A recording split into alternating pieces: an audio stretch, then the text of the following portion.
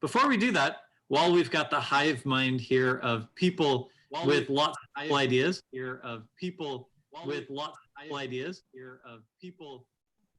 I hear an echo. Sorry, that was my fault. Not to worry. While we've got lots of people here learning together with us, what are you stuck on? What can we help you with?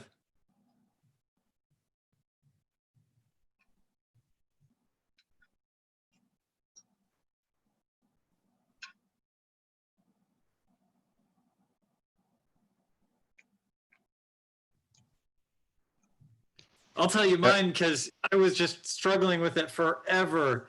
The integrity check in URLs apparently is really important. Once I removed that, then all of my scripts loaded a lot better. So that was, really embarrassing, but I eventually got it figured out. The integrity check in what URLs? I was loading scripts from Cloudflare's CDN, no, actually from Bootstrap CDN, and it had an integrity check that was a SHA-3 something, and it wasn't correct. And because it failed the integrity check, the browser wouldn't load the CSS file, and so none of my icons showed up. Gotcha. That makes sense now. Yeah, that was embarrassing. Was that live on the stream? You had that problem? Yes.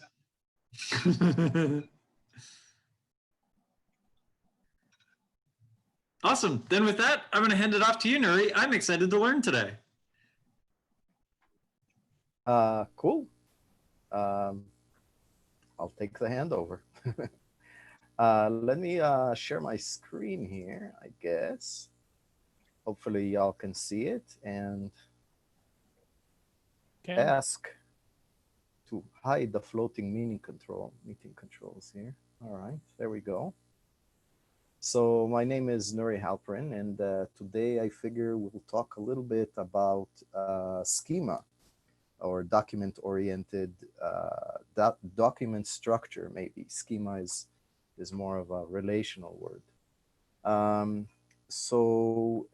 As it turns out that in the document-oriented world, MongoDB, Cosmos DB, DocumentDB, and Amazon, other such things, the couch variants. The encouragement is to just use it because it's flexible and awesome. But then people run into trouble. Well, I run into trouble really quickly, trying to just shove and make everything work there. And a few things I've learned I'd like to share with you tonight. More related to Cosmos DB. I've done a course on Pluralsight on more than just Cosmos, a more general one, but tonight we're definitely going to focus on Cosmos DB.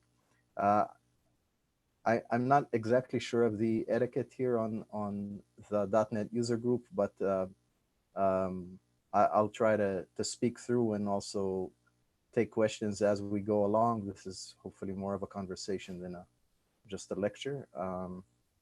So let's keep it interactive, and we'll try to keep it moving along as well and balance the two. So the notion. Real quick on that note, Nuri, yeah. If people do have questions, you can put them in the chat, and we'll make sure that Nuri gets to them when he gets to a break. And as well, feel free when he asks to unmute yourself and ask your questions. Cool. All right. Thanks. So let's see. So the database notion, Cosmos DB has DB in it, and we hear database, and we've been indoctrinated with relational databases for the last 50 years. So we really are thinking usually as databases as whatever those tabular things could do is a database. And in the document-oriented world, things are different. They don't have tables and rows per se. Typically no foreign key constraints or things like that. Sometimes server-side code, Cosmos certainly has it, others don't necessarily. But really a different thinking is necessary. So it's hard to divorce what we learned so far about databases and what ORMs made us do from our thinking, and really treat documents as they should be with designing towards that document-oriented world. This is kind of what I want to talk through today and highlight a few aspects of what makes for documents that really serve you rather than serve the engine or serve some other theory that doesn't necessarily apply here. So we're trying to answer some modeling questions, right? What is the structure of my data? So we'll try to go around some questions around that on how to structure the document and look at some pitfalls or anti-patterns that you might encounter. So the main question is, how do I structure my document? It all boils down to that at the end of the day, especially with Cosmos, where you don't have a lot of knobs to turn. Sure, you can say, I want higher throughput or lower throughput. You can say if you want global distribution, things like that. You can choose a partition key. But beyond that, you don't really handle the engine. It's hosted for you. Where can you affect things is in the structure of the document. What fields exist in there, how it's shaped, really will be the most impactful on your workload. So in document-oriented databases, there's many kinds. It turns out Cosmos DB is also not exactly a single database. There are several interfaces. The core one, the original one, is an SQL-like interface. It's SQL-like, it's not exactly SQL because you get to query it using SQL-like lingo, but you get to update or delete things using document-oriented lingo. So that's kind of a hybrid approach. There's also Azure Tables, not to be confused with SQL tables. That's the, Azure Storage has blobs and has Azure Table and Azure Queue. Well, Azure Tables is the interface that Cosmos can present to you. So behind the scenes, you enjoy everything that Cosmos brings to the table, but on the front-end API, you think you're talking to the Azure Tables, which has a key and a half kind of access. It's a kind of a key blob store, not a fully fledged database. So if that's the flavor you want to talk, that's great.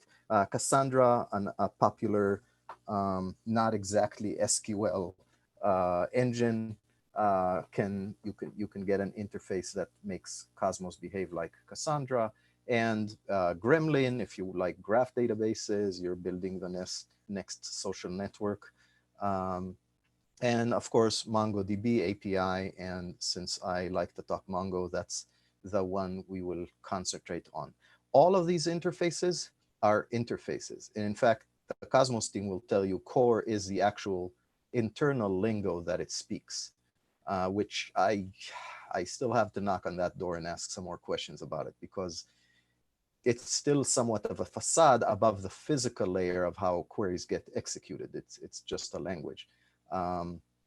But the important thing to note here is that all of these languages we see on screen are facade languages, and underneath it's the same Cosmos engine or engines, because it's a distributed architecture. So that means that there is something underlying it all, a physical mechanism that serves all the workload, that actually processes your commands, your queries, your updates, your deletes, so forth.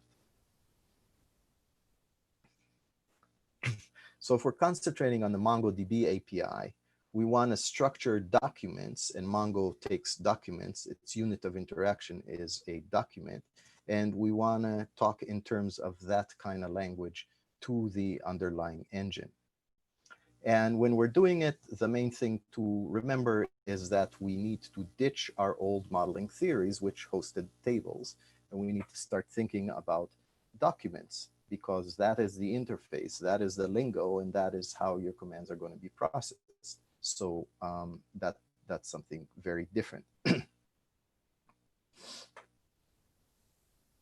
Before we jump into how to structure the document, let's talk a little about the underlying givens. What does Cosmos provide us, or how does it deliver its value? So one thing is Cosmos is a distributed system where instead of having one computer, and when you need more power, you just say, I need a bigger and bigger computer, you are going to have multiple nodes participate in provisioning the service to you. How it's all managed, that's up to Microsoft to manage. For Azure, we don't quite know. But what we do know is that they will ask us for a partition key. It is up to you to specify how your data will be split in order to scale out. That's a very important thing to think about. We'll talk about it in a few minutes.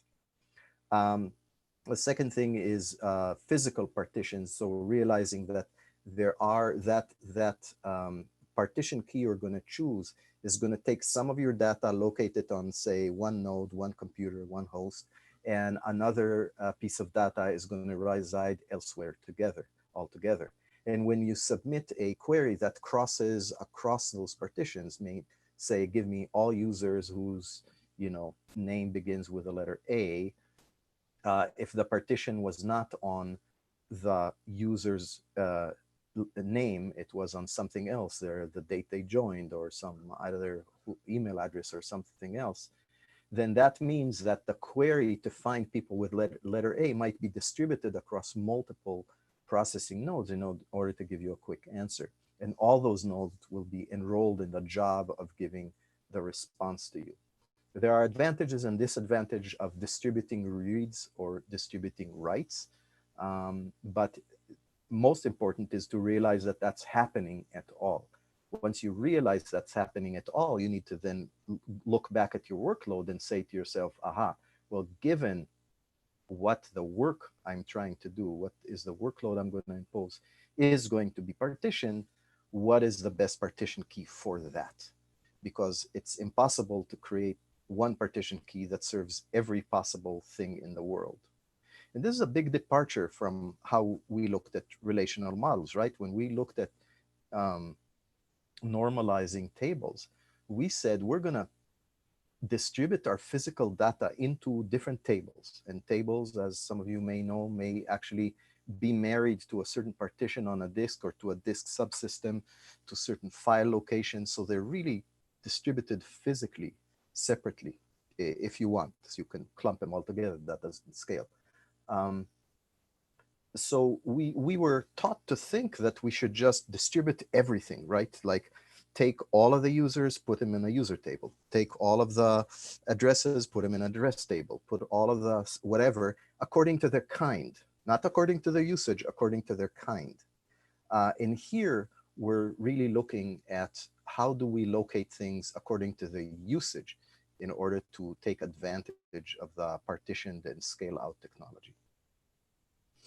The last thing to think about in Cosmos is request units. Request units are a throughput that Azure will give you. You buy ahead of time a certain level of request units, and that translates into how fast things will go for you.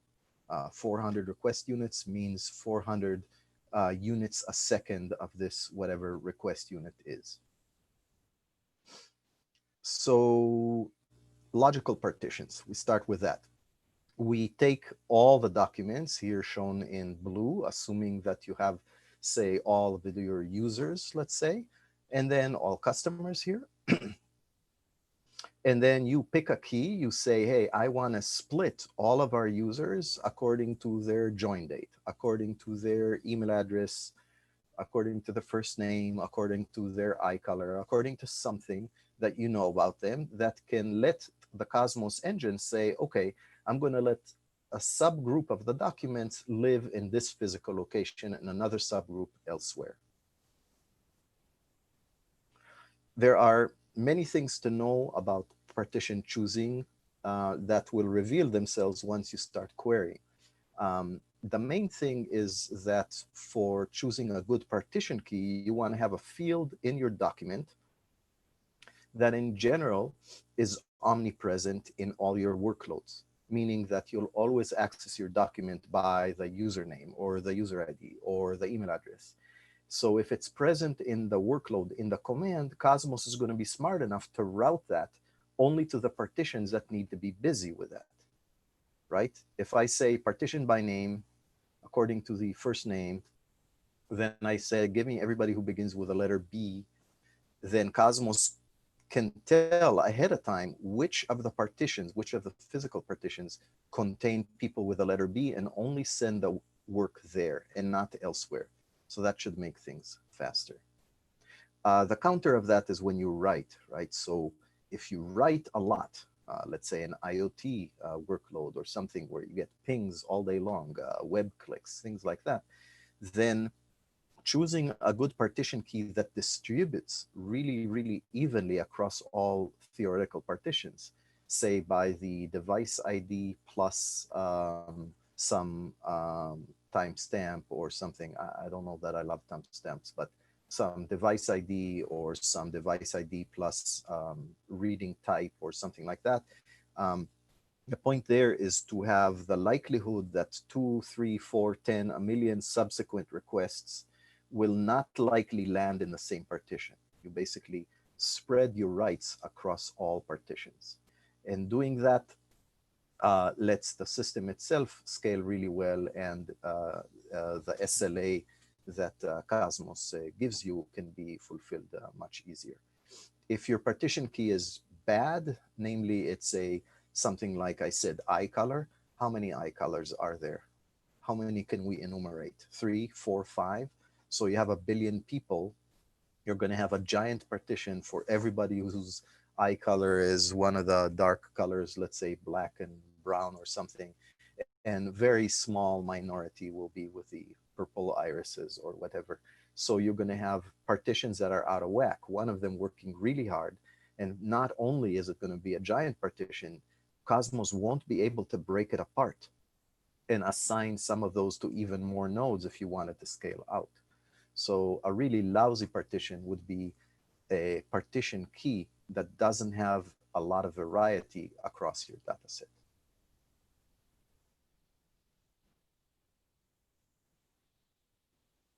So we talked a little about the physical partition, right? There's a logical partition that says, aha, I could make a group, all the A's, all the B's, all the C's, all the D's. So off the bat, I could make 26 groups with partitions, right? But that doesn't mean that Cosmos necessarily locates all of your documents across 26 partitions right away. No, what it will do is it will start assigning a partition according to the partition key. And once it feels too many documents exist on one node, say 20G or something on that one node, then it will open another partition and say, some of my logical partitions should be moved to other ones. So in our ABC case here, what it would equate to is that you start writing, and in the beginning, there's just not a lot of users. And then after you reached a certain number, it would say, okay, that was a bunch of logical partitions all homed on one physical server, because the physical server could just handle it all. And at some point, it's going to say, aha, I better just move some of those into other partitions. And I better have some of my logical partitions mapped to different processing nodes. So that is how Cosmos can balance the load. And again, it can only do that if you give it a good partition key, something that has a large variety. It's all internally managed, so it's not like you say, aha, this is my partition key, and I want Cosmos, I want you to put on node A the A's and on node B the B's. That doesn't happen. You just get to give it a partition key, and it figures out which physical nodes, if any, it will put it on. If there are many or a few or whatever, that's internal. There's no knobs you can turn there. So that's internally managed. And it can change over time. It can say, you know, yesterday all of the Z's were just very busy, so, you know, I put it on one node, and tomorrow they're not that busy. At some point they might move things around in storage. We don't know. We don't care. It's under Azure management.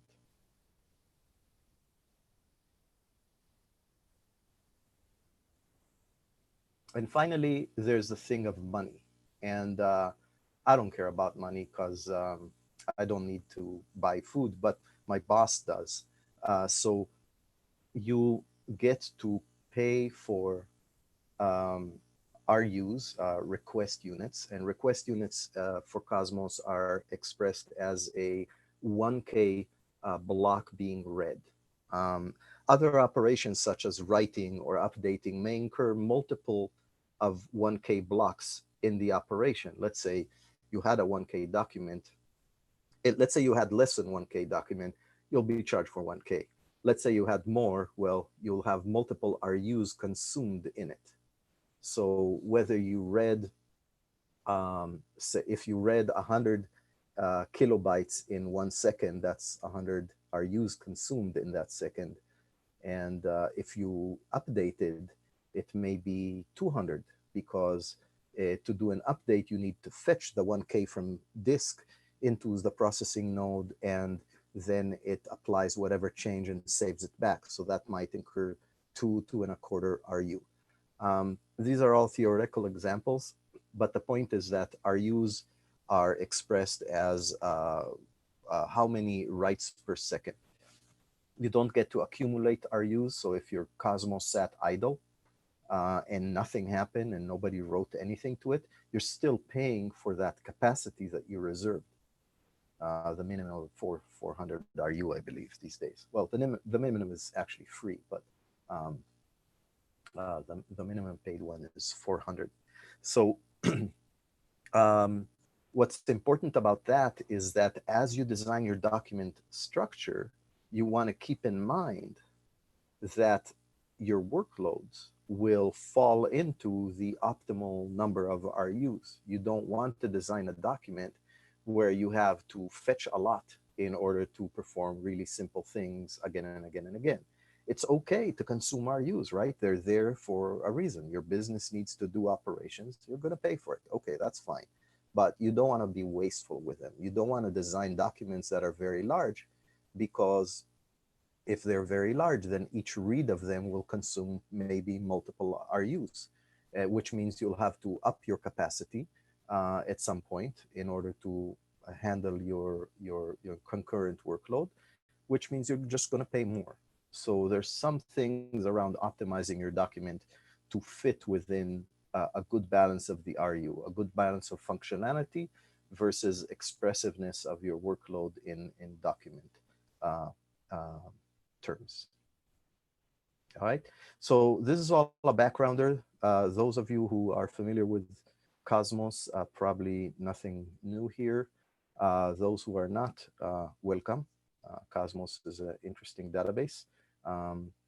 And from here on, we'll talk a little more about structures of documents and things, keeping everything we just heard in mind.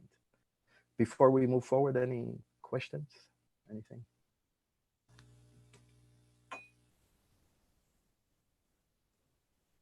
Nuri, I do see one from Eric in the chat. I don't know if we got that one answered earlier. He says, would something unique like a GUID be a good partition key, assuming a good distribution? Or is it better to have something that can be grouped? Yeah. So the characteristic of a GUID is that the next GUID is going to be wildly different. So it's going to guarantee you a very good write distribution. Write distribution gives you, in general, the best distribution in terms of partition. You're never going to run out of GUIDs on one hand. On the other hand, it is pretty much guaranteed that those GUIDs will live on different partitions, and that it can be infinitely partitioned. At any given point, the engine can say, aha, I can start a new partition because I have infinite range of this stuff.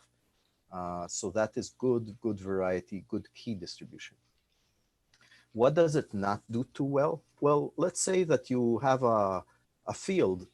Maybe it's your ID, maybe it's another field, maybe it's user ID as a GUID, and you say, that's my partition key, Cosmos. Okay, fine. And now your query, your workload happens to be things like, give me all of the people who live in California. They're going to be roughly distributed evenly across everywhere, which means each one of your queries went to all of those nodes. So that is not necessarily the most efficient thing. Imagine an index on the first name, or on the state here, I said California. So if I had an index on the state and I did a query on the state, that index would have included documents that live on different physical partitions, almost guaranteed. So it doesn't enjoy read locality. If it's a single document fetched by that GUID, it's going to be blistering fast. No problem. Very good. So the only question I would ask is, it's a great partition key in general for writes, definitely, but is it good and is it useful in your workload? Will your queries also likely contain it? And if the answer is no, I would still want to consider other keys. It's not necessarily ruling it out, but I would still want to look at other keys as well, especially ones where I can include. So imagine a key that imagine a partition key that has an affinity to your business logic. So let's say I have a sales organization and there's a sales territory and a customer ID. So sales territory on its own, I only have 5 in the US, 10 in the world, but that plus customer ID gives me a huge variety.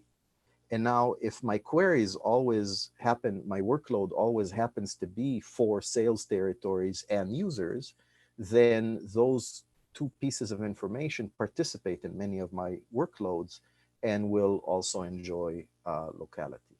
So that might be a better one. That makes sense. And I see Chris has a follow-up. Chris, you want to unmute yourself and ask? Yeah, sure.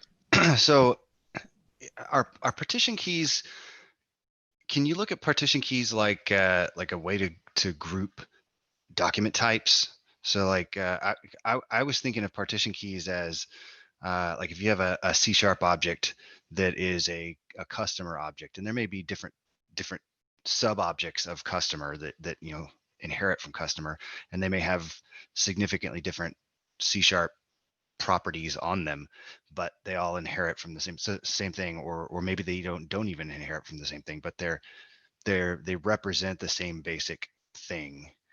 So you would have a property called partition key on both of those types of objects, and that value for both of them would be customer, or the value would be journal entry, and you would have different types of journal entries that the user can enter in the app. Is that? Yeah, so I think what you are describing is a polymorphic usage of a document of a collection, where I have person, and person might be a student or a teacher or a boss or an employee, and then I discriminate among those polymorphic inheritors using some field and use that as a partition. So if that's the question, the answer is no. A partition key is not a polymorphic discriminator. You want the partition key. Partition key is really just, if you look at, it's as simple as this. If you look at the all customers space, a partition key is a way to tell Cosmos, hey, among all my customers, if you needed to chop them in infinitely into however many groups you, Cosmos, want to chop them into, then this field should be useful for you. So let's say email address, right? No 2 customers should have the same email. If 2 of them happen to be, and you know, who knows what the business logic around it, but maybe if 2 or 3 or 4 were using the same email address because they lived in the same place and shared the phone, I don't know, fine, okay, whatever. It's still kind of infinite, right? The rest of the billion users do not share this. So that is a way to say, hey, Cosmos, you figure out how to take clumps of them and locate them on partition A, partition B, partition C. You figure out that affinity. I just want to give you the opportunity to slice up customers such that not all of them fall on one server. That's really it. Okay, I guess I was misunderstanding what I was thinking partitions was a way that you could put documents of different types into the same Cosmos DB kind of logical bucket so that you don't have to do cross-partition queries to get at that data, but even though they're radically different document structures. But Yeah, they may relate to so each if you, other. yeah, if you came from a couch variant, the advisory there is because you want to minimize the number of buckets in Couchbase, CouchDB, then the advisory there is, hey, shove your user into this one bucket, but also have another document, say, of purchase in the same collection, in the same bucket, but discriminate among them by creating a materialized view or something on a certain key that tells me I am a user versus I am a shopping cart versus I am a catalog product, that all happen to be in one container. In Cosmos, as we will see very soon, you do want to use collections for this. You want to use separate collections or containers in Cosmos to do that. You Okay, do and not want doing to it in shove them separate all. containers. Yeah, there was a reason. That reason is a year and a half gone now. There was a reason to shove all entity types into one collection before, which was that it used to be you couldn't share RUs across collections. Yes, that's what I was thinking. So I think I must have just been reading some old material then. Yeah, so that's older stuff, and the advisory there was, hey, you know, keep it in one collection, then you can share RUs, because you're being charged by RUs, and opening another collection where it will incur another minimum quant of 400 RUs. Okay, that's fantastic. I didn't realize that was the case now. So that's So makes things these easier days, in my yeah, mind. these days you can create a single account and share RUs that are provisioned or flexible around that account. Think database, logical database. You can share those RUs among all collections within that database or within that account. So there's better billing arrangements these days that make this kind of wonky, let's clump everything together because Cosmos made me do it. That's not a great thing, and they recognize and rectify that. Yeah. Okay, so let's push on. So terminology, we got a database in Cosmos. That's a Cosmos DB account. In MongoDB parlance, it's called a database. It's a logical database. And in a logical database, you will have collections, each one containing a document. A document is a single unit of interaction. A whole document will be placed always as a single unit in storage, so there's no half documents. So that's really the smallest unit of interaction command-wise. Now within it, you can still, especially if you use the Mongo interface, you can still use update semantics and say, just touch this one field, but the whole document would be written or not at all. It's an elementary unit from a database perspective.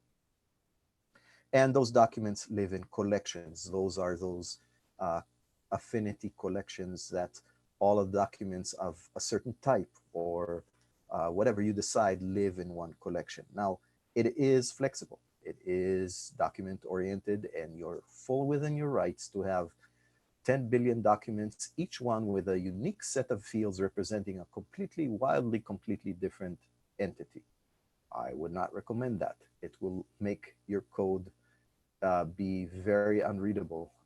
And I would recommend putting entities of roughly the same usage in the same collection and different ones in a different collection, especially now that you can share RUs. I'm saying roughly because polymorphic usage, such as I have a person, so I have a person collection, and some of them are students and have the student fields with GPAs, and some of them are teachers and they have their own, you know, teacher credential fields that students do not have. So that kind of thing where you use polymorphism, still use the same collection makes total sense. But having your shopping cart live together with your user profile, meh, not really. Just have two separate collections. And the reason to look at the collection and kind of the affinity of the documents to each other is with respect to dealing with them in bulk or individually, right? Individually, it's just get document by ID or by some other field.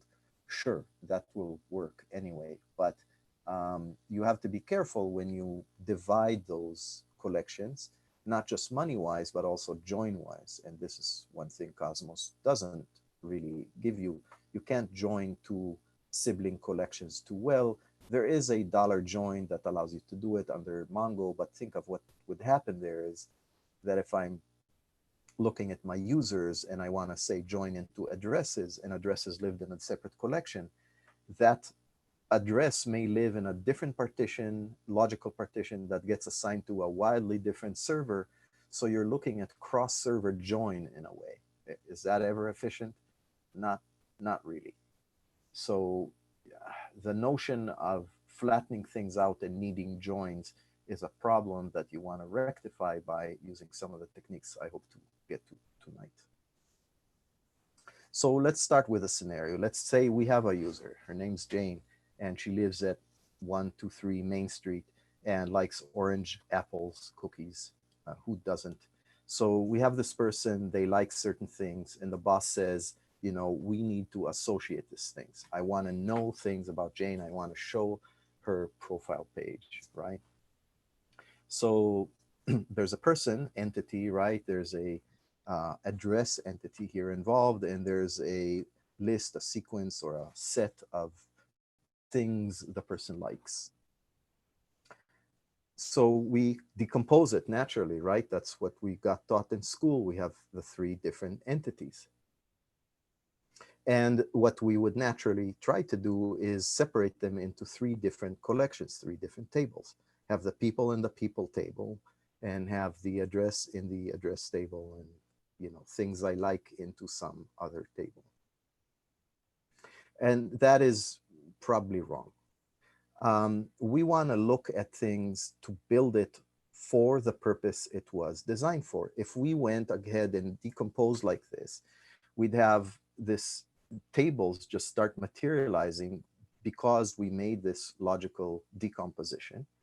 And we'd have a person in a person table because that's the shape of a person. They have a name, a username, or something, whatever other traits the user has. And addresses have their own thing, street 1, street 2, state, city, zip, who knows what, right?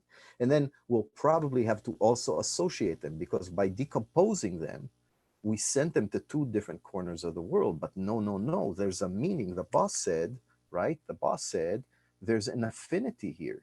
A person lives in a certain location and has their favorite food.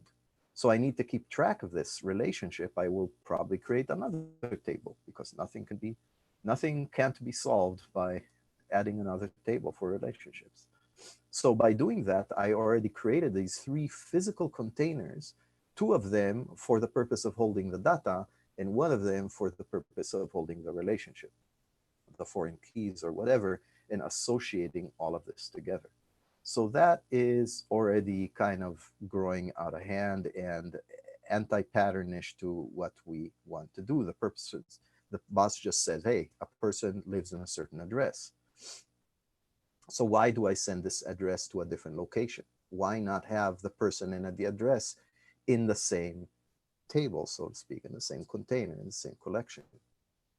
So this is exactly what we would do if we were to model it as a document. If the unit of interaction is the boss said, hey, I want to show a person with their address and their likes, then I would create a document that describes exactly that. A person, right? The name is Bob here, not Jane, but that's fine. Not judging. And then there's an address, and the address contains every little piece of information for that address, for that person. It is not shared. It is not in some external location. It is all together. And a list of foods that the person likes. And that serves my purpose. I did not look and say, I have to start separating those entities. My POCO, my C# object might be a person that has a field of type address, and the address is a dictionary of maybe enum to value or something like that. I can model all of that in my code and slurp that document in at once, deserialize it into this Poco, whatever language you choose, and operate whatever UI or whatever business logic I need to do it. So in this case, the document-oriented approach would say, if you need to show a profile, we want to have kind of a one-shot. We want to have the ability to get all the information we need without having to load parts of the logical document, right? In memory, I wanted all of these together. So I don't have to load little fragments of it, pay one RU to go to the person collection, another RU to go to the address collection, and another to foods. And by the way, that doesn't change. If I stored all three kind of documents in the same collection, I would still need to spend RUs loading the person by their ID and the address by the person to address ID. I don't know how I'll store it even, but let's assume I did. And the foods they like, however they're associated with that person from that same collection. So what you can see here is that instead of having to shoot several darts in different directions to fetch the pieces of data to compose, I'm creating a composed document that contains everything I need for my workload in one shot. Everything in one document, the one-shot principle. And if you did nothing else, this kind of approach will let you interact with the database in a much more efficient way. Stop looking at things as we need to denormalize things. Start looking at them as how can I compose it so that my workload is satisfied. Somebody in the background probably raised their hand and said, hey, but what if they move? What if they change addresses? Well, I could just go to their document and change the address bits. No problem. What if they have another food they like? Okay, just add it to the array. I don't need to have it in separate locations to do that.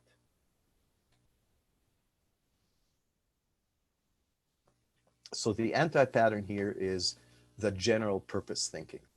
Thinking that I need to store people separate from their addresses and separate from the relationship between those. This encapsulation of the address inside the person document already expresses this relationship. A person has an address. Yeah, it's in the address field, right? So I don't need extra collections just to represent relationships. And I certainly don't want to scatter all of the elements that compose all of the logical document that my application wants across physical entities such as various collections and such, just to be decomposed. That usually is slower, usually costs more.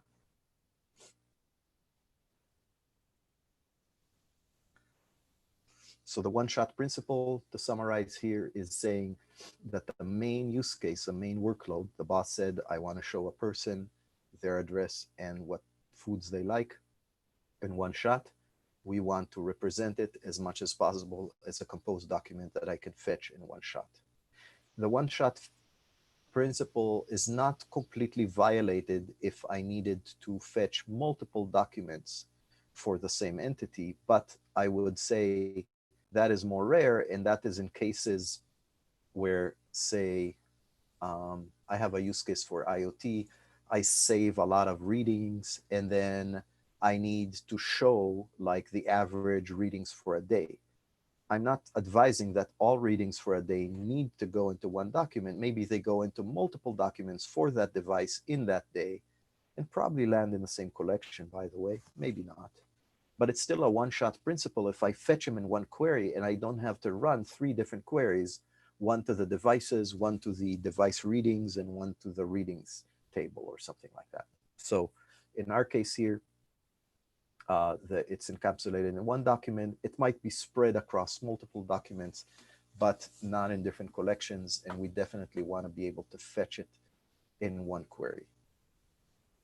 So that actually might relate to the question I was about to ask, and that was, what if instead of foods, or in this example that's on the screen, it's likes, what if it's a list that's going to be a much bigger infinite list, like a set of log entries or something like that for each user. And you want to be able to query the log entries by the user and also filter the log entries by, I don't know, the date or some other property on the entry. Yeah. So how are we doing on time here? I have some more examples, and one of the examples here is exactly about that. Two small comments. One comment is, if the document exceeds the size of a maximum document allowed, let's say 16 megs, of course it will have to be split into multiple documents. But even way before we got there, certainly a ever increasing list of items is not suitable to embed in a single document. That is a one to many kind of relationship. This is a one to few relationship, where I have a few likes. How many? I don't know, 10, 100, 1,000, but it's bound. It's small-ish. It fits in a document size that's allowed. It is not multi-megabyte, and it doesn't grow forever. So it's bound and it's manageable. If it's not bound or not manageable, it will need to be split, in which case you may need to fetch it from a different collection. So let's say all of the comments on a tweet, we don't want to store all the comments in the tweet itself. We want to store a comment stream that is queryable on its own, and it has a lifetime of its own. So maybe keep that in mind. I'll try to push forward and get to a few samples that talk about those kind of cardinality disparities.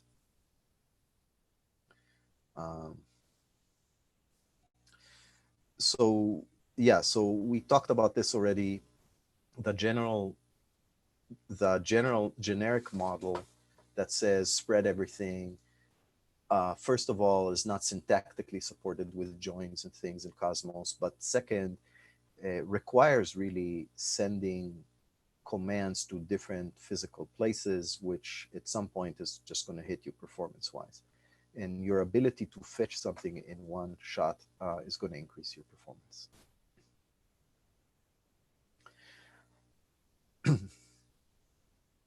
So other decisions, and I kind of mentioned it in the half answer I gave now, is about like what does belong in the document. So Nuri said, hey, compose a document that has several elements.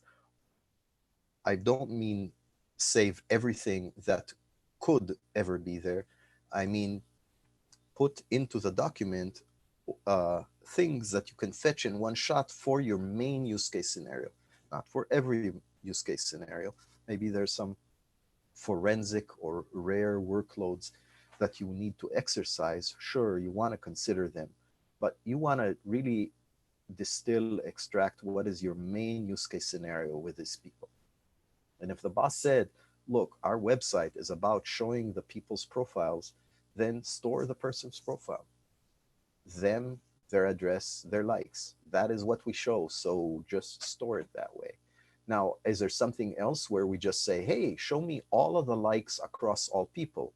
Okay, that might not be the most efficient workload, but it's more rare. It's not what happens all the time. So it's still okay to keep that main workload satisfied, knowing full well that some of the things are not as optimal. And it's the same thing with relational databases. Who of us didn't denormalize once they started normalizing too much because it was too slow? I mean, we change things in the relational world and do the table decomposition or re-decomposition later when we find things don't work right. So that's okay. And flexible document model means we can add fields or remove fields on the fly if we wanted. We don't have to go and change some schema registry to do that. We just have to have our application adapt. So that's okay. So some of the considerations of what to shove in a document or what belongs there or doesn't have to do with ownership. Namely, does the main entity they're represented by this document? And what's a good clue for that? Try to name the collection. Is the collection that contains documents I just showed you, should it be called users? Should it be called profiles? Should it be called likes? Well, certainly not likes, right? We're not fetching people by the like, we're fetching people by their name or something, right? So maybe name is the main piece of the entity, and therefore it drives the rest and says, okay, there's a person and they have an address and they have likes, so they are the owners of that, and that is an indication of ownership. So I can start looking at extra fields that get thrown at me and say, okay, does it really belong to the user? What's the ownership relationship between the various fields? Lifespan is another consideration. Lifespan means something lives, and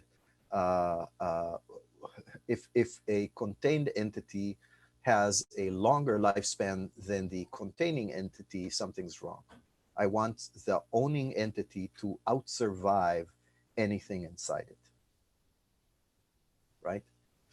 Because I don't want the whole outside expire and then the inside field needs to live on, because I don't want to delete the main document and lose that little piece of information that was owned by it, right? So a lifetime can be slightly different than ownership, and that's another consideration. And finally, change velocity. If you have an owning document that, let's say you have people, you have users, and they log into your website all day long. Do they change their name all the time? No. Does their email address change all the time? No. Does their user ID change all the time? No. Password? No, not really. So they don't change a lot of their traits. Maybe it's even the same photo for the last 5 years. Certainly mine is. But if I see that one of the fields, say last login, keeps changing again and again and again and again and again each time, why am I changing the whole document just to change the login? Maybe it has a lifetime of its own. Maybe I need a different collection where I log all of those things and just add more logins and more logins. That points to maybe a different structure where my main document doesn't have the last login, even though by all means it's owned by that profile.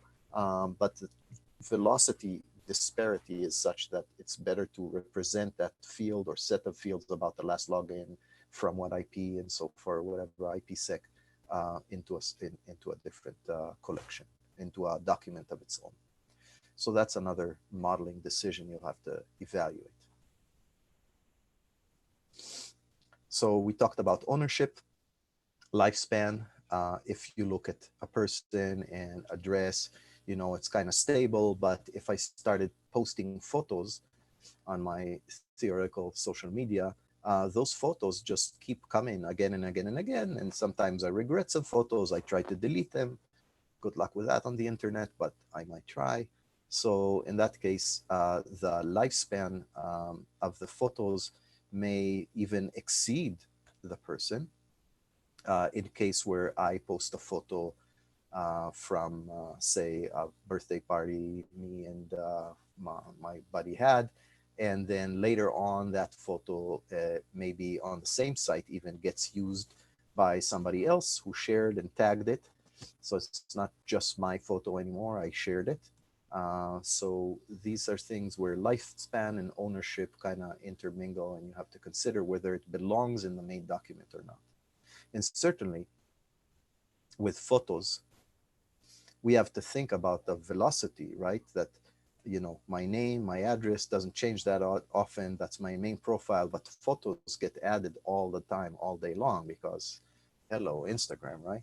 So this is disparity in velocity, disparity in lifespan that probably would lead me to think that photos might be better served elsewhere.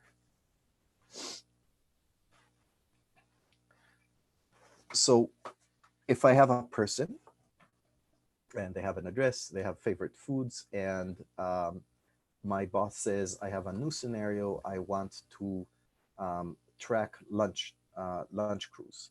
Basically, I want to create this thing that encourages people to intermingle and go out to lunch together. They'll form a little group. It will be their lunch crew, and they'll pick restaurants, and they will go have lunch there, maybe post some pictures about it, maybe interact around it, and create better cohesion for teams. So the first thing I want to look at this scenario, I need to find a restaurant, right? So I need to model that. I need to structure that. A restaurant has a name. I don't know what names. The name on itself probably not unique, so I'll also need an ID field. But the name is something I will find the restaurant by. So certainly I need to save it. Maybe other fields will exist. A restaurant has a location. So as much as I want to eat in this barbecue joint in Texas, I live in California most of the year. So, you know, where the restaurant is located has a huge impact. And it also helps me locate or find a restaurant. I can do things like geolocation and geo-near queries. In our case here with Cosmos, it supports 2D sphere queries. So I would want to store the location as a GeoJSON point. I'm not going to go too much into GeoJSON. I'll just tell you that it is index supported these days. So it's important to pitch and again, know your engine and know what kind of syntax is supported for the type of workload. In our case, if we want to say find things within, you know, an hour drive radius or a 10-mile radius or whatever you choose, having GeoJSON support is great, and having indexes on it make it much faster queries, much more efficient queries. If you do not have index support, Cosmos is gonna scan all documents for you. And if you have a lot of documents, you're gonna spend a lot of RUs on it. So if you didn't provision enough RUs to be loading all documents, that query may be slow or refused if you exceeded your limit.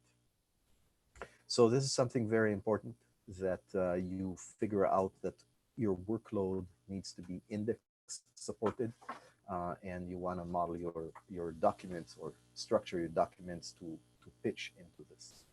By default, Cosmos will create an index on every single field. It has that kind of spray mentality of creating all of these indexes. My recommendation, especially with more intricate business scenarios, is to actually disable that and individually create indexes and indexing policies on fields you want. With MongoDB API, you can actually use the Mongo create index syntax to create specific indexes with specific traits. So I would recommend using that instead. Indexing every individual field costs you more RUs because Cosmos will have to write those indexes. Those are also kilobytes. So load them into memory, write them, just increases the cost to you. Sorry. So considering the structure here, things look okay. I have a field for the name. I have a field for location. The structure is tailored to be of type point, and looks good. Lifetime, well, the name may change here and there, very rarely. It's a brand, restaurants keep that. In location, yeah, maybe a restaurant moves once in its lifetime. Maybe it stays there for 50 years. No biggie. Even if it changes, you could change it later. It's no biggie. It's only a biggie if you created a partition on it. So one thing to remember with Cosmos, a field that you chose as your partition, the value in that field cannot be changed. It has to be the same throughout the lifetime of the document. So if I decided to partition on the name and a restaurant wants to change the name, I will need to delete that document and reinsert it. So for a blink, that document must not exist for that name to ever change if it was the partition key. If it's not a partition key, no problem, update it all day long. Change velocity, again, not a huge concern, just like the lifetime. It's fairly rare to change any of those traits. In ownership, certainly a restaurant has a location. I could also conceive of locations owning restaurants. Mainly, you have a mall and it has a certain location on Earth, and then there's many restaurants there, a food court or something. But since my lunch crew scenario says I want to find a restaurant, not I want to find a location to go to, I would still go with ownership is right, that a restaurant has a location. And even if several several restaurants were in the same physical location, bugga. So have multiple documents with the same geo point. Who cares? It's fine.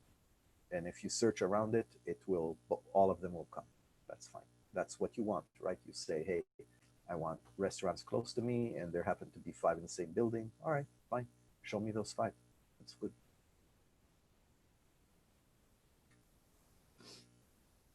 So next, I need to create some social aspect, right? I need to track the lunch crew visits. So instinctively, I'll say a crew, I'll give the crew a name, the coffee fans, went to a restaurant named Glitter Donuts, and it has a location and it has a name, and I'll just put it in there. So if I wanted to do that and track that visit, I might need some other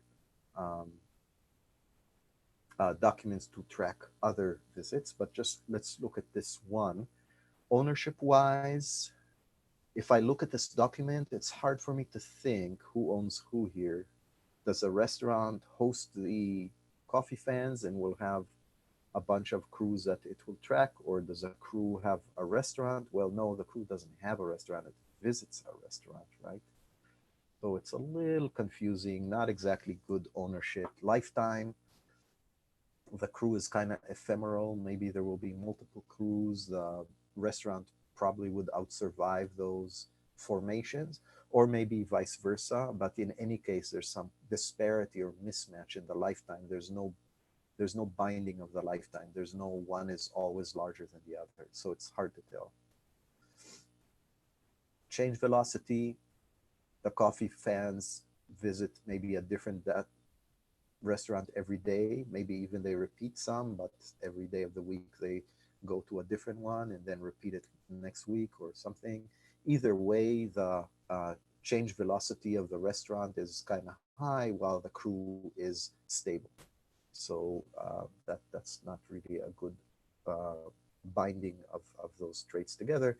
And structurally, it's okay, except I will need multiple documents, right? I will need to somehow track multiple visits. What about Monday? What about Tuesday? What about next week? What about this? So one document to host all our visits of the lunch crew, that's ever growing, right?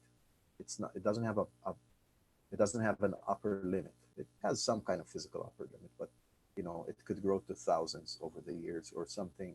It doesn't make sense to all co-host in one document. So that's somewhere definitely we have to look at breaking this apart. This unbound growth alone is a no-no that we have to work around somehow. So instead of that, how about we look at adding a date and saying we'll store multiple documents, each one representing a single crew visit. So here we have less of this ownership, right? We don't have a crew that has all the restaurants that it ever visited. We don't have restaurants that are annotated with all crews that visited them. We just have an association document that says there was a crew that visited this restaurant on a certain point in time. So now our focus shifted, and it's just one field that I added and I made you think it's totally different, right? So it sounds a little like cheating. But this document serves my what? It serves my main use case scenario. I need to track visits of the lunch crew to certain restaurants. So here I am. I'm creating a document that in one motion can say, aha, on this day, boom, here's the crew. Here is the restaurant they visited and whatever else I want to decorate on. And of course, I will have a multitude of those documents because I have multitude of visits and multitude of crews. And they can all live in the crew visit collection or something, or some collection names, something like that. So I'm not going to have the whole restaurant entity live inside a lunch crew. I'm going to have maybe a different collection or something where when I go find those restaurants, what I showed you 4 slides ago, I could go visit there and look geo whatever and search for them. Here, I'm going to have enough information so that if I recall this historical record that documented our visit from Monday a month ago, no, a month ago it was closed, but you know, in the future or in the very distant past. So I just am documenting that I visited that restaurant. This is not the main entity. It's a copy of some of the fields of the restaurant for the purpose of showing it in UI. So if I had a mobile app or a website, I would not need to go to the restaurant document as well to the crew document as well to this visit document. I will go just to this visit, fetch it in one operation and show it. And if that one operation shows for the lunch crew 10 visits, then yeah, sure, I'll fetch 10 documents, but they'll all have enough information to render a page or power whatever business logic I needed for the visit. So that is custom made to track visits, and it includes or embeds values from other so-called, you know, system of record entities. Namely, I could have a separate list of lunch crews, right? One of them certainly is named Coffee Fans, and a list of restaurants. One of them was Glitter Donuts.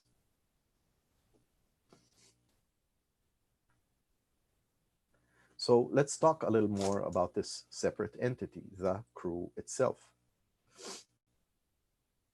So in a crew visit, I might add in, or in a crew, I could have a, so this is a little iffy. I mean, we have to think about what the main use case here, but we could embed into the crew what the people are. And a lunch crew by nature, embedding this and looking at an array, do I think, oh, down the line, am I going to have more people and just more and more people at it? Well, you know, what is it going to be? This is not a flash mob app, but even if it was, what is it? Tens of people, usually less because restaurants don't have big enough table to accommodate much more. So a lunch crew has a limited number of people. It's not going to grow forever and definitely not into the thousands and millions. It's going to be some kind of manageable number. So I feel comfortable embedding this kind of field in the document. And by doing that, I can add to the Coffee Fans all of the people who are involved in that lunch crew. And a person, Bob, could be part of other lunch crews as well. That's okay. So this is a relationship of one to few, right? We look at the number of people we're having and we say, does it fit in a physical document? Physical document has a 16 meg upper limit. And certainly we don't expect 16 megabytes worth of people in a single lunch crew. Is the growth unbound? No, it's not. I don't anticipate a single lunch crew will have millions of people, not thousands, not tens of thousands, not even hundreds usually, probably a handful up to low tens of people, something that makes sense. Otherwise, how would they make lunch reservations, right? So when I'm looking at the number of people and it's kind of manageable, that's great. If it has an upper bound, then I can still consider it for one document. And the question is, at what point do I start drawing circles and saying, well, this is enough and this is way too much? The answer to that, first of all, physically, it has to fit in the document. But more importantly, I'd like to say, does it make sense that I have a list of all these people?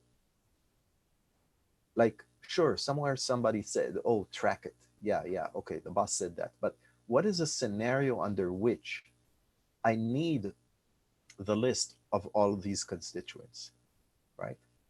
Somebody is on Twitter, somebody has a lot of followers. does it make sense, even if I could physically fit them all in one document or in one table row or something, does it make sense that they'll all be fetched? And the answer is kind of no. If I have 1 million followers, I'm not going to show a page with 1 million people on it. I'm never going to have that workload. Just not going to happen. So it doesn't make sense that I will have all of them live in one document. I will want to split them apart and have them as individual entities somewhere. So that is about fitting the scenario. And in our case, as I said, fitting in a restaurant, making a reservation is my litmus test. Does it make sense that I have so many that can't make a table reservation? No. So therefore, I know it can't grow too much out of hand just because of the nature of the business I'm in.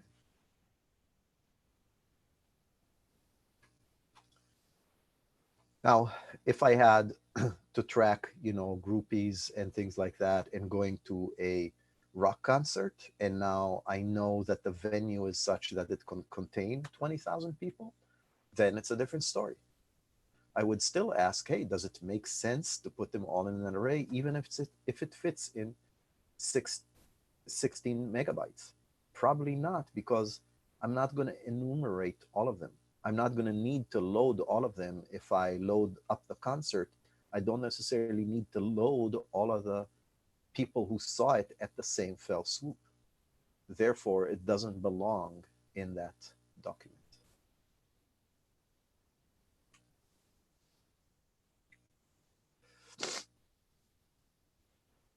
So in our case, it fits in one document, no problem. A lunch group is limited, and the growth is limited, and it fits physically, so I can use it.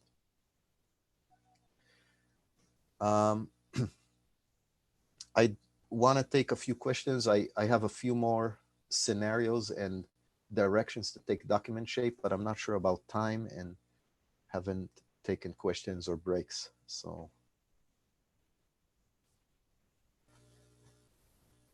I see a question from Steve. Steve, would you like to unmute yourself and ask?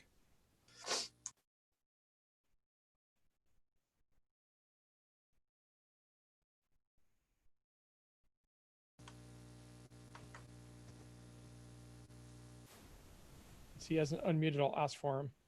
So Steve said, is it common to have the values stored in a table, well, example SQL, in the relation doc instead of text for the values that contain ID numbers to be used to retrieve the actual value in the table? yeah, so if I understand the question correctly, the question may be, look at the people array here. You have a people array in this field, and I could have Bob, Kim, and Og, but maybe there's many Bobs and many Kims and many Ogs and many other, who knows what names. So how do I know it's the one Bob, right? It's not globally unique. Maybe there's a Bob ID that I could put in here. And then the question is, okay, if Bob has an ID and it's that Bob in this crew, right?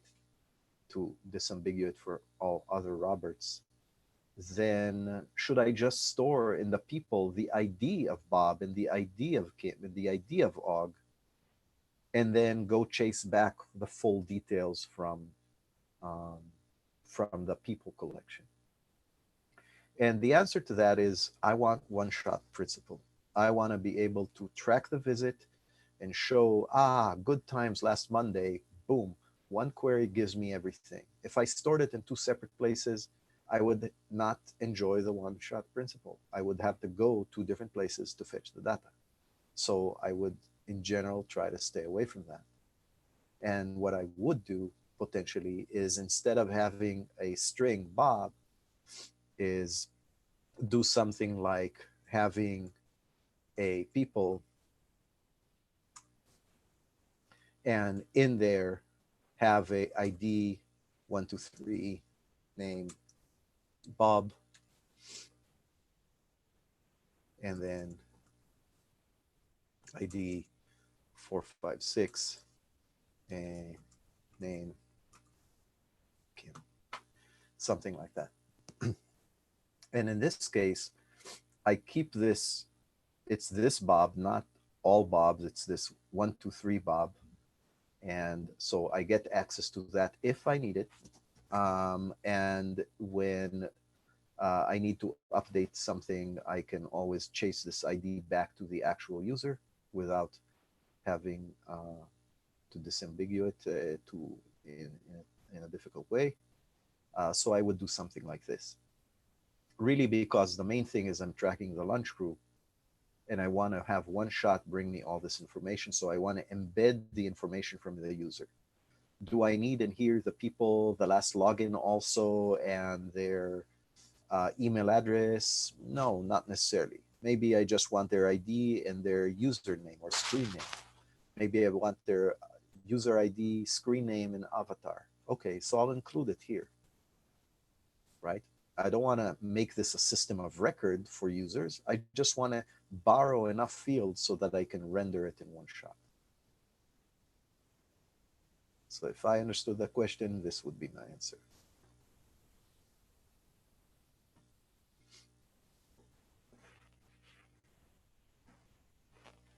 Any more questions?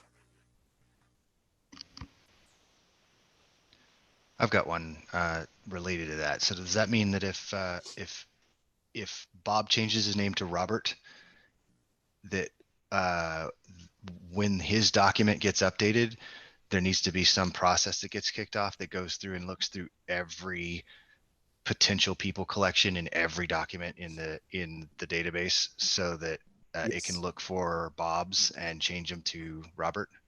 Yes, there needs to be one. Yes. Okay. And if it makes you uneasy, there's a few thoughts. One is we do it anyway. So imagine you had SQL Server backing or Oracle or something, right?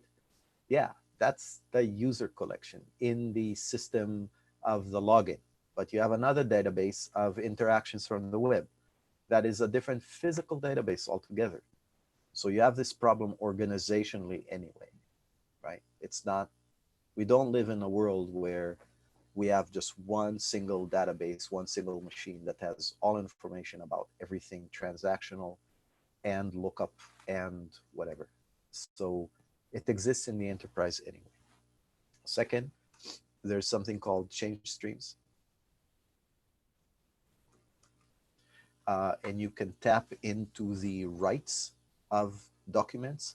So a way for you to trigger the job, the Lambda, the or Cosmos, so the Azure function that will actually go ahead and update those, is you just set a watcher on your source collection, on your system or record collection, and the logic to say, aha, if you had this change there, go and update elsewhere, can go in that Lambda.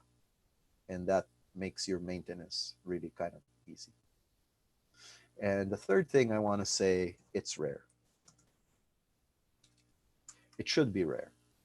If your main driver of the application is people putting on masks and every day it's a new mask, and you need to change the mask value everywhere, well, yeah, that's not a great value to borrow.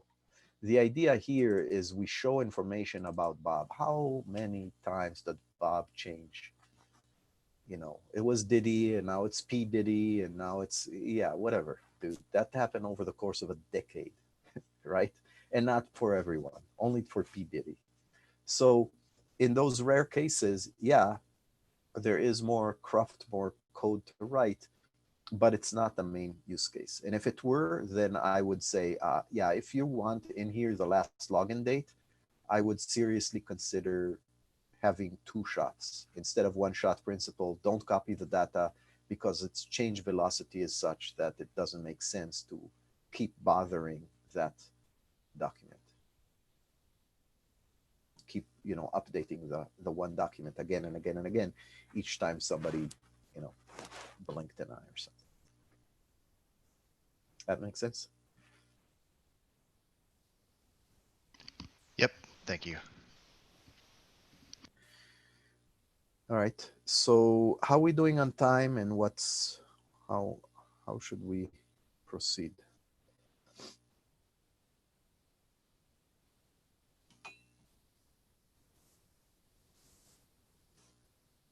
Well, we've got at least 10 more minutes if we want them. So if you have more content, please proceed. Okay. Let me see. I do have more content, probably for another hour. Let me see. I think let's talk quickly about the photo scenario. Let's see.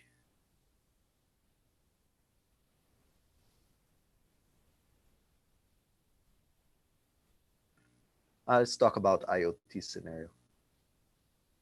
I think that will be interesting, and I'll try to keep it short. So this is, oops, that was wrong. I need to do Shift F5, don't I?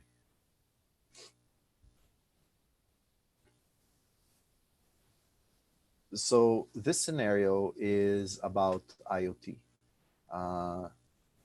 In our case, tracking devices. Our device maybe is an espresso machine, and I'm a manufacturer, and I want to track the usage, how many cups it makes, because that affects maintenance, part replacement, and maybe consumables that I sell. So that's important to me. So I make those espresso machines, and they ping the mothership every so often with updates on how many cups they made and things like that.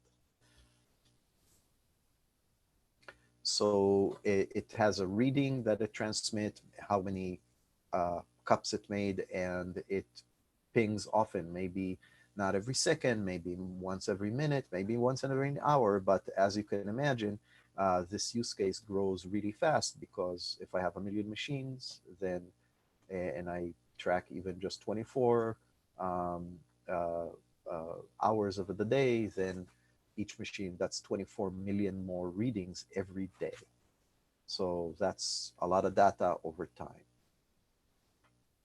So the first initial modeling will probably lead me somewhere like this, where every device, every reading has an ID, because readings are separate from each other.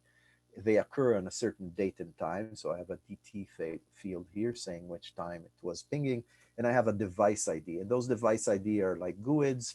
So maybe that's a good partition key, maybe not so much. In our case, what is a good partition key? Maybe a combination of the device ID and date is a good partition key, because I'm very likely to use the device ID in all my queries. And I'm probably likely to also use the date, but not just one of them. And so combining the two gives me infinite variety. Maybe I'll create even a synthetic field in Cosmos, just so that combine those two values into one string and tell Cosmos to partition on it, just because that's how Cosmos works. So this naive approach will totally work, right? I can partition it, yes. Is it queryable? Yes. Is Cosmos good enough to take 1 billion writes? Yes, absolutely. Pay for the RUs, you'll be fine. Cosmos will do it for you cheerfully within the SLA, no problem. But there's a problem here. You will have a high query cost, because when I want to read, when I want to say, okay, give me the average number of cups or the total number of cups per device or across these 10 devices or whatever grouping I wanted to do, it will need to fetch each document individually. And although each document individually is never partially loaded, it's loaded as its whole, and it's smaller than 1K, they will need to fit into 1K blocks for the purpose of billing, and that can cost me. So one thing I might want to look at here is to add a little piece of data here. I'm tracking how many cups. And if I wanted to index on the device ID, the index is going to gain an entry each time I I added another reading. So over time, not only the amount of data on disk, which I pay for a few pennies, will increase, but the size of the index, which means that there will be more need for more resource on the infrastructure side to fulfill it. So another idea here is to clump readings, and this is called bucketing in some places, into one document. What I gain here is that typically I am not terribly interested in just one reading. I'm not asking, how many cups did you make on 10 o'clock? I'm asking, how many cups a day altogether for this device, right? So I will need to load less documents for this one device, food 01. See what I did here in Hex? So I will need to load less documents in order to answer the query across the whole day. Now, I'm not saying readings for a whole day need to be here, but the math works in your favor. If you put several readings here, not just one, you will read fewer documents to answer questions about those readings for a specific device. So I will put several measures into one document. I will still have multiple documents over time, for sure, but each one will represent a cutoff date with some kind of a start and an end, and therefore I will never have too many readings, right? It's not going to be the next million readings are going to fit here.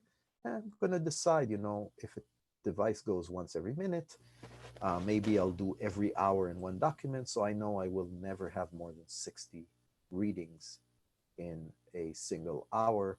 Therefore, 60 fits well within a document, doesn't really exceed 1K with this 8-byte thing. And I'm keeping growth in check, and it's never going to be too big, and it's going to be relevant. Those are readings for a certain hour. They're typically relevant to each other, so that fits well. I'm going to add some notion of, hey, those are readings for a certain hour of the day. It's going to be a proper date time, and I can query on it. And what you notice I also added is two little extra fields. Not only do I store the individual reading that on a certain time it was 1 cup, and a different time another, and so forth, I'm also going to store a total of how many cups across all readings within the document and how many readings altogether. You may ask yourself, why store the number of readings? I have the array length, right? And the answer there is that it's easy syntactically to just query and say, hey, give me the cups over readings because those two first-class fields. It's just stored values. And it's easy for me to update them on write because I know which reading number I add to it each time I update this document when a new reading comes in.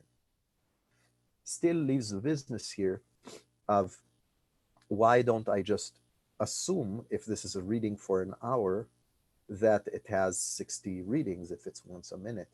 And the answer to that is, in the world of IoT, two conditions are guaranteed to happen. One is the device will fail to call home or call home twice. And the second is that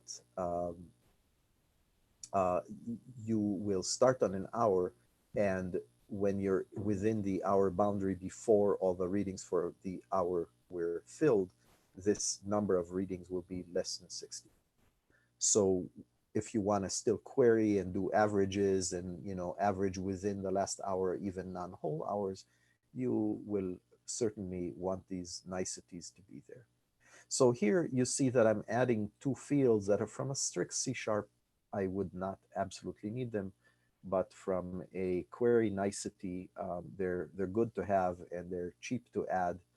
So I will compute them in the client side. And then when I update the document and add another value, I will also update these two fields by the client in memory so that when I do a query, I don't have to compute them on the fly. They're already pre-computed. Makes sense? So I'm willing to pay a few extra bytes of storage, a few MIPS of computation when I'm writing in order to make my reading very cheap.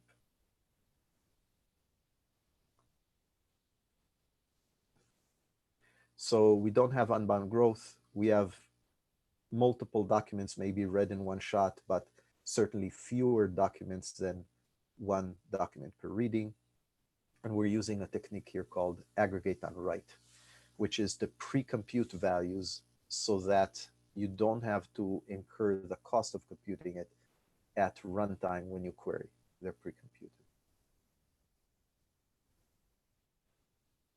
This also contributes to smaller indexes because if I created an index on the device in the date, it will only have one extra entry every hour instead of one extra entry every minute. So it is smaller by a factor of 60. The number of documents and the number of keys in the index will be 60 times smaller in my particular case here. All right, so yes, there is a cost to aggregate on write. I'm getting cheaper reads at the cost of a slightly more complex write and maybe extra fields that I didn't absolutely need to include on my POCO or have in C#, but you know, I'm gaining the reads, and if that's what I'm after, then that's what I'm going to do. And having no aggregate on write makes the writes more simple, right? A reading per, sorry, I don't have these two extra fields to calculate over, so I just, you know, save the extra values I need, and that's that. But it could lead to more expensive reads when I need to compute something with those fields and I need to extract and transform things on the fly as I read them. All right, so that was IoT. I know we're kind of against time here. Questions, comments, ideas?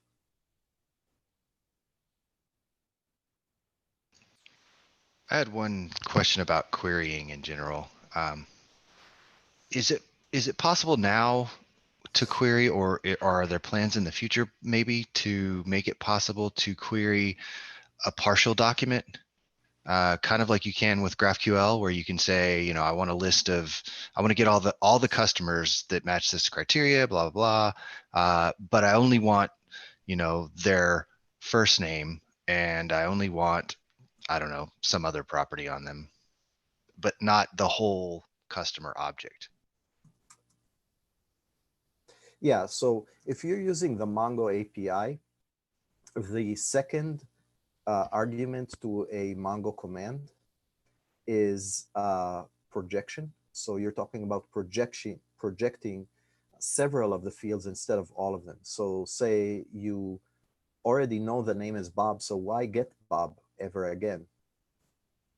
So you can say, don't return the name to me because I knew if it matched it, you already know his name is Bob.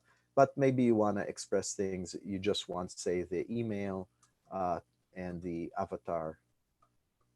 You want them, and you want the ID, but and that's it.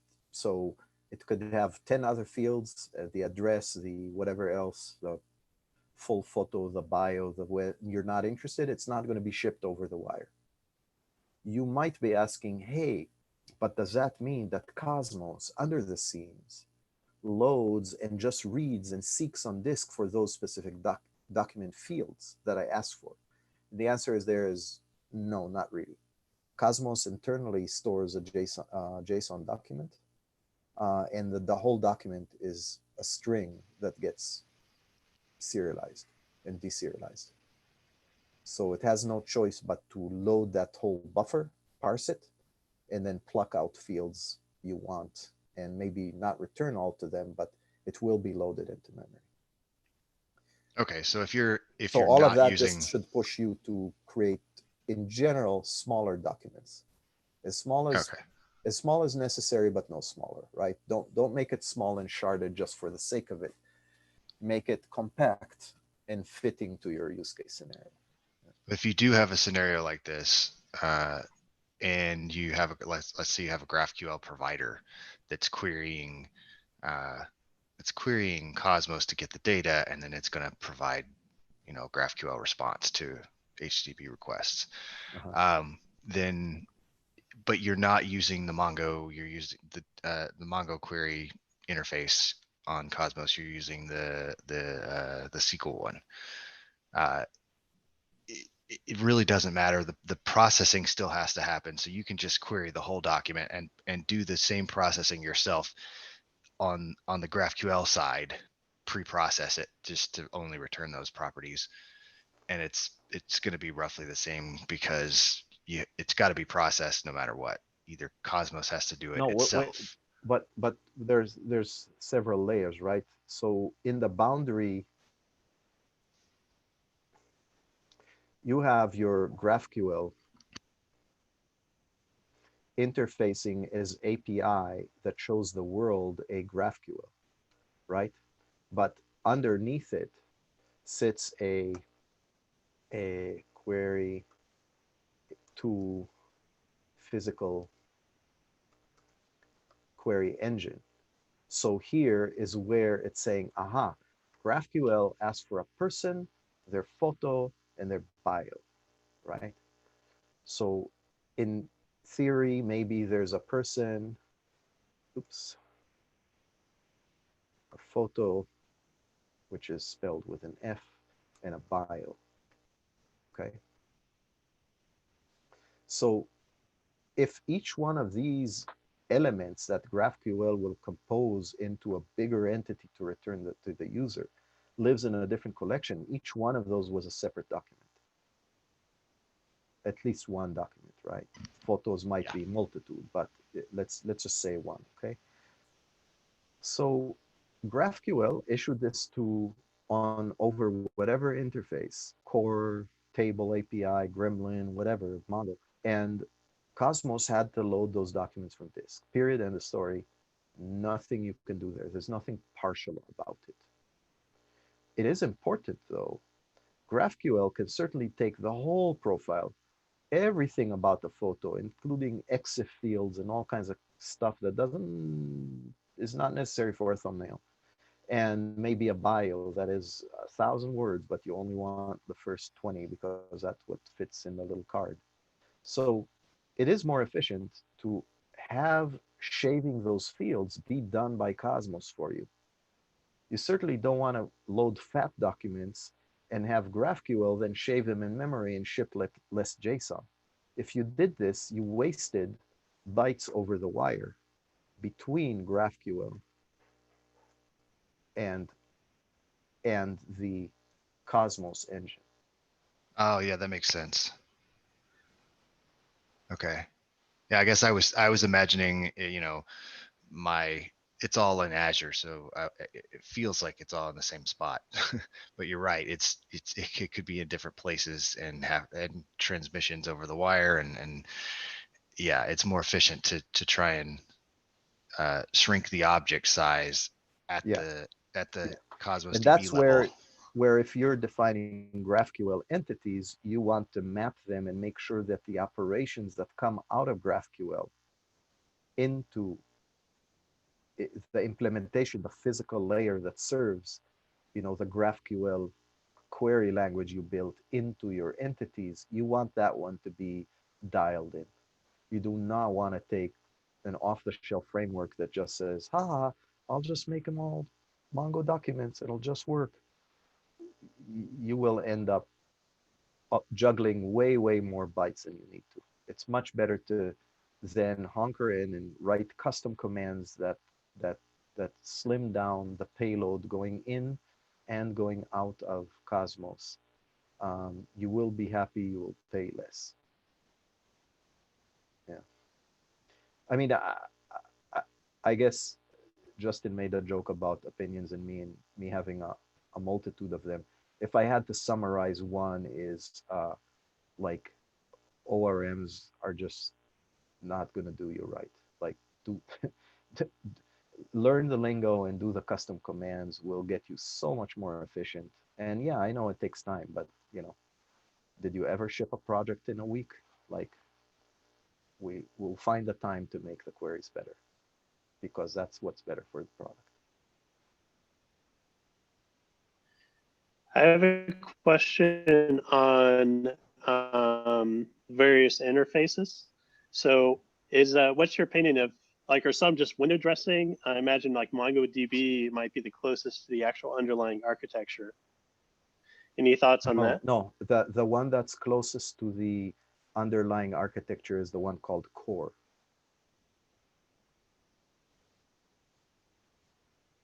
Okay, yeah.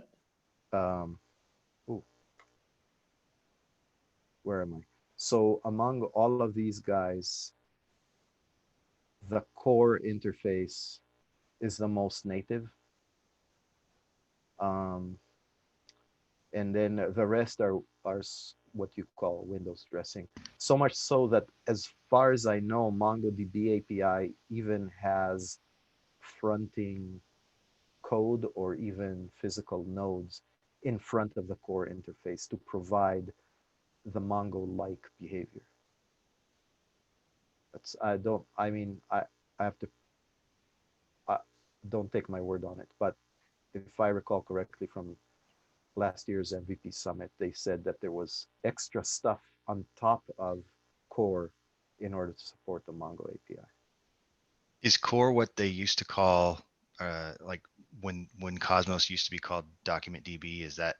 And none of these others were available? Is basically core what that was, how you had to access it? Yeah, Okay. more or less. Except core exposes a SQL-like query ability as well as object ability.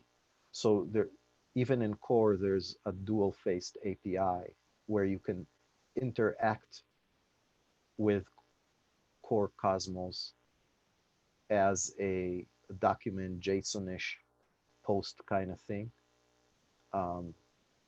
or the SQL statements for queries.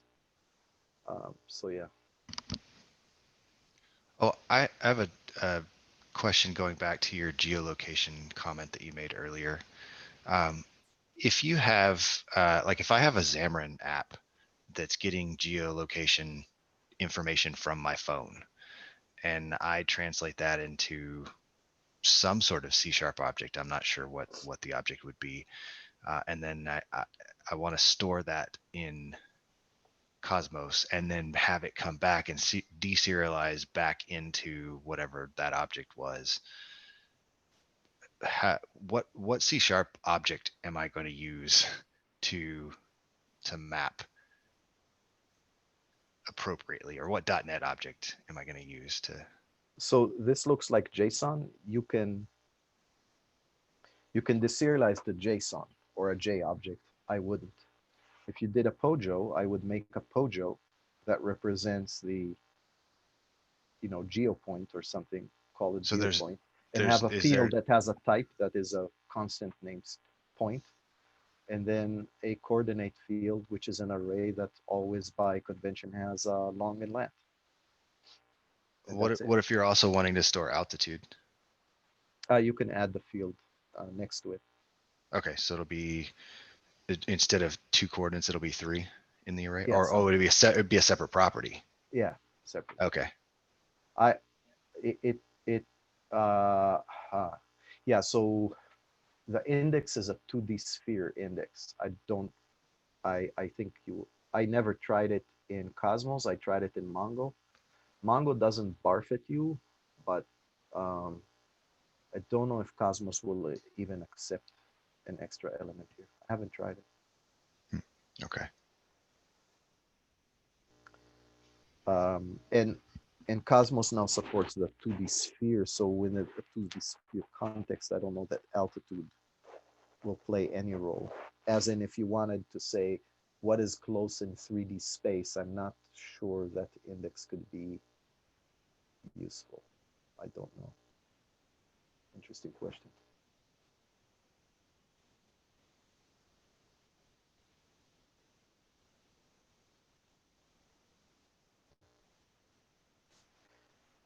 Okay, folks, I think it's a long one. I can take another question, but I do want to respect people's time as well. Thank you so much for, I can stay a little longer. I just wanted to close and say thank you to all for participating and listening in. And I'm available. You can tweet at me or find me on LinkedIn. And unfortunately, this is no longer correct. I need to strike that out. You're no longer an MVP? Or no No, longer a MVP? Yeah, I'm no longer a Microsoft MVP. I didn't do enough meetings like this or something. I don't know. Well, here's hoping we get you back in. Yeah, This was a lot of fun, though. Well done. Thank you. thank you. What would you say the best source for Cosmos documentation and tutorials is? I've actually found, at least going through the documentation, some of it being a little outdated, like the Cosmos bulk uploader. The main page was the previous implementation. Any recommendations of good sources to level up? I really like, so I was an MVP and Mark was responsive on the calls and on the thing. And Andrew is one of the better speakers I found from there. But beyond the documentation, I don't know of a, blog from people who push the envelope with it. And the other thing I found is that, like, I think you mentioned, some of the things seem a little outdated, or their guidance that hasn't been deleted and may have been correct sometime in the past and still valid, but probably not as relevant. So, and things change so fast, right? This whole "are you sharing" stuff, and they added Cassandra, and they added, yeah. I don't know of other blogs to kind of follow. Maybe you can start one with with findings from the field. I don't know. Maybe I should start one. Okay, thanks. There you go. That's your path back in. Yeah. Like I gave some feedback on some of the items that I find a little, to me, like I participated in some of the UI questionnaires and things because I feel passionately that, like, this is where I'm working. So why are you taking 1.5 inches off the top and 3 inches off the left? Like, how does this serve me? I want all of this to go away. You have too much Chrome and not enough interaction, right? So yeah, I had opinions for them. But in general, I think, it being multi-faceted database and having to serve all of these different things is quite a task. And that's where things kind of get confusing because, like, I was talking in terms of database, but when you think about how it gets translated under the scenes and go to the core API in order to perform the workload, then you're saying, wait a minute, how come core API for the longest time didn't have a group by in the SQL interface for query, but MongoDB API already had a $group in the aggregation framework that totally worked? Like, why? Like, group by is so basic in the same collection. Why don't you give it to us? Or across all That's the Microsoft. interfaces? Yeah. Yeah. So yeah, so some things are a mystery and on the roadmap, and I guess it's driven by people like us expressing pain. I don't know. Yeah. Well, it's going to be really exciting. Next month, we get to have a talk about level up on functional programming by rebuilding Link. That's going to be really cool. So join us back here in a month, and we're going to have a lot of fun. Thanks, Nuri. Thank you, Nuri. Thanks a lot. Bye, everyone. Thank you, everyone. Thanks. Bye.